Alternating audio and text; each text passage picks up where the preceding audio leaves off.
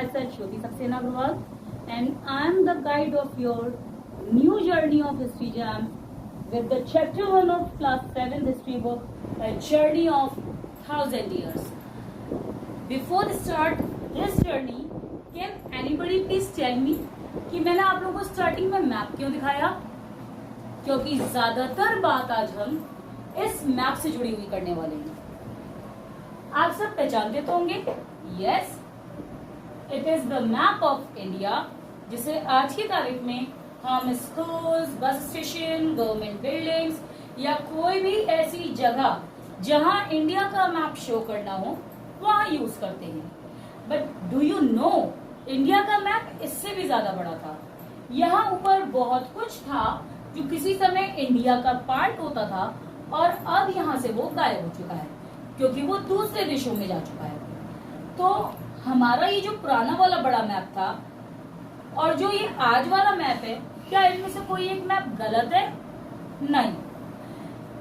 Like a human evolve with the time, maps can also evolve with the time by the activities of humans, by the activity of time or so many other constants.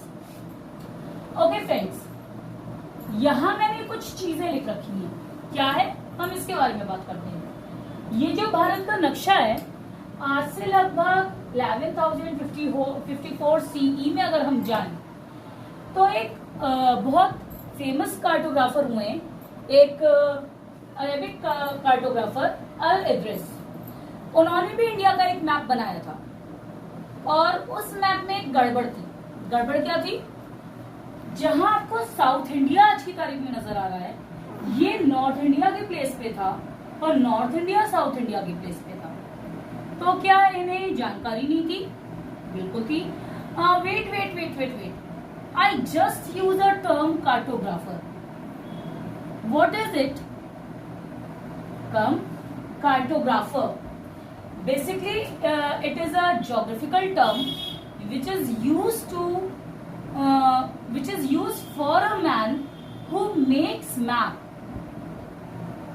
Hindi में समझते हैं इसको। Cartographer हम उन लोगों को कहते हैं जो भारत के या किसी भी देश के मानचित्र बनाने वाले लोग होते हैं। तो ऐसा कोई भी व्यक्ति जो मानचित्र बनाने का काम करता हो वो कार्टोग्राफर कहलाता है। व्यक्ति जो मैप बनाने का काम करता हो वो कार्टोग्राफर कहलाता है। तो अल इद्रिस एक अरेबिक कार्टोग्राफर था जो 1154 CE में हुआ है और इसने इंडिया का मैप उल्टा बनाया था। इनके बाद 1720s में एक और फ्रेंच कार्टोग्राफर आए जिन्होंने ये नक्शा बनाया जिसे हम आज की तारीख में मैप ऑफ इंडिया कहते हैं। हालांकि उनके बनाए नक्शे में यहाँ ऊपर हिंदकुश पर्वत तक जितना भी ऐसा हिस्सा था जो भारत के अंदर इंक्लूड होता था, जिसके बारे में हम बहुत सारी किस्से कहानियां ऑलरेडी सुन चुके हैं अपने पुराने ग्रंथों में, पुरानी कहानियों में, वॉर सिनेरियोज में, वो सब उस मैप में इंक्लूडेड था। तो क्या इन दोनों में से किसी एक की नॉलेज कम थी मैप्स के रिगार्डिंग? नहीं, इन दोनों की नॉलेज इनके टाइम के हिसाब से मैप्स के लिए बिल्कुल परफेक्ट थी। तो फिर दिक्कत क्या हुई? एक मैप उल्टा और दूसरा सीधा कैसे बना? आंसर है इस बात का। अल इद्रिस जो ये कार्टोग्राफर हुए 1154 CE में, इनकी नॉलेज का सोर्स लिमिटेड था।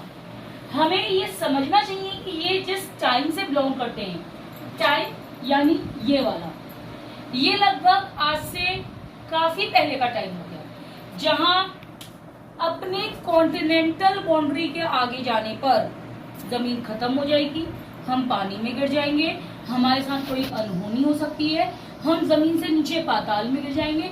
इस तरीके के बहुत सारे मिथ्स थे। क्योंकि नॉलेज सोर्स लिमिटेड था, तो जहां से इन्होंने अपनी जर्नी शुरू करी या जहां से ये दुनिया को देखते थे, इनके हिसाब से स्टार्टिंग पॉइंट वही था। It is not related with his religion. यहाँ ऐसी कोई दिक्कत नहीं है कि क्योंकि ये मुस्लिम थे इसलिए इनका नॉलेज सोर्स लिमिटेड था। नहीं, ऐसा नहीं था। ये जिस टाइम से बिलोंग करते थे उस टाइम पे हमने बहुत सारी मिथ्स बना रखी थी जो कॉन्टिनेंटल बाउंड्री के भी आगे थी। अब क्योंकि अपने कॉन्टिनेंट को छोड़ के हम दूसरे कॉन्टिनेंट पर जाने में डरते थे, घबराते थे, फिर हमें ये भी याद रखना चाहिए कि मैन ईटर्स भी हुआ करते थे। Yes, they exist. आज के समय में हम इन्हें सिर्फ किस्से कहानियों में मानते हैं, लेकिन ऐसी कुछ ट्राइब्स हुई हैं वास्तव में जो मैन ईटर्स होती थी। तो लोग जनरली ग्रुप में या समूह में ही ट्रेवल करते थे और इस बात का ध्यान रखते थे कि ऐसे एरिया से दूर रहें जहां ये मैन ईटर्स हुआ करते थे। अब जब मैप का इवोल्यूशन या डेवलपमेंट आगे बढ़ा, like the evolution of humans, क्योंकि हम भी कभी गुफाओं में रहते थे, कच्चा भोजन खाते थे, जानवरों का शिकार करते थे, हमें फसलें उगाना नहीं आता था। हम ये भी नहीं जानते थे कि चीजों को क्रिएट कैसे किया जाता है। विद द टाइम जब हमें नॉलेज मिली कि भाई एक मैजिकल स्टोन होता है जिसे साधारण भाषा में हम चकमक पत्थर कहते हैं, तो ऐसे एक स्टोन को आपस में रब करके स्पार्क निकलेगा और उस स्पार्क से फायर बनाई जा सकती है। जब हमने ये सीखा तो हमने उस फायर में खाने को भी पकाना सीखा। खाना पकाना सीखा तो हमें ये भी समझ में आया कि सिर्फ पेड़ पौधों की छाल नहीं, हम जानवरों की खाल से भी कपड़े बना सकते हैं। इनफैक्ट हम खाल के अलावा भी बहुत सारे मटेरियल से कपड़े बना सकते हैं, जिसे हम सीधे शब्दों में फर ऑफ एनिमल्स कहते हैं, यानी वो वाले जानवरों के बाल जिनके बाल लंबे होते हैं, लाइक द शीप। हमें वूल शीप से मिलता है। तो जैसे जैसे हम इवॉल्व हुए, हमने गुफाओं को छोड़कर आज खूबसूरत बैंगलोर में रहना शुरू किया है। कच्चे मांस की जगह आज हम अच्छा पका हुआ खाना खाते हैं। शेल्टर के नाम पर, शेल्टर एंड फूड के बाद हमने ये समझा कि जीवन में किस तरीके से खुद को डेवलप किया जाता है।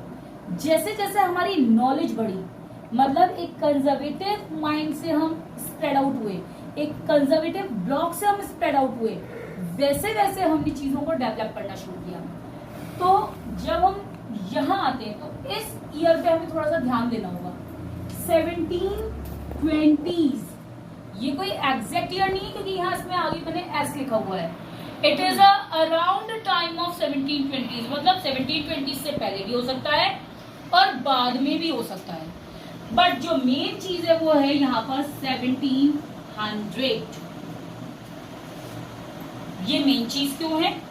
क्योंकि इस समय तक दुनिया में बहुत सारी उथल पुथल हो चुकी थी या होने की तैयारी थी।